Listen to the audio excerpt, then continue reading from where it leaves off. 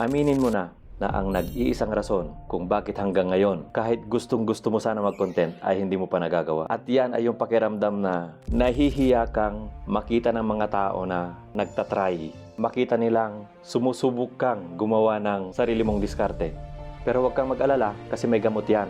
May dalawang bagay na pwede kang gawin ngayon din para matanggal o kaya mabawasan yung pakiramdam na yan. Kasi pag binayaan mo yan, habang tumatagal, lalong lumalala. Una, manindigan ka basta walang mali sa ginagawa mo. Tumayo ka sa sarili mong paa at ituloy mo. Gawin mo yung dapat mong gawin. Hindi ka inferior sa kanila. Ganito na lang, simple. Yung kinakain mo at yung kinakain nila kahit gaano man kasarap, pagpunta nyo ng kubeta ay iisang uri lang yan. Iisang amoy lang yan. Ibig ko sabihin, sa likod ng panlabas na anyo, pare-pareho tayo. Pag nagkaroon ka ng ganyang perspektibo, kapantay ka ng lahat ng tao. Pangalawa, hindi kaya mali lang yung projection mo. Papaliwanag ko Ang initial na projection mo sa utak mo ay may masamang sinasabi ang mga tao. Si ganito nagko-content. Parang tanga. Parang tanga. Baguhin mo na ganito. Si ganito nagko-content.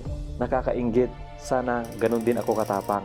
Nakita mo? Imbes na isipin mo na hostile o kaya masungit yung mga tao, sanayin mong isipin na ang mga tao ay supportive, na naiinggit sila sa'yo kasi nagagawa mo yan at hindi nila kayang gawin. Baguhin mo yung projection mo tungkol sa iniisip ng iba sa iyo. Sana naging maliwanag ang aking sinabi kasi gusto kong umangat tayo pareho sa pagkukontent.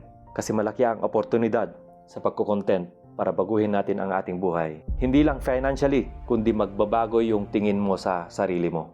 Okay, please follow me. Maraming salamat.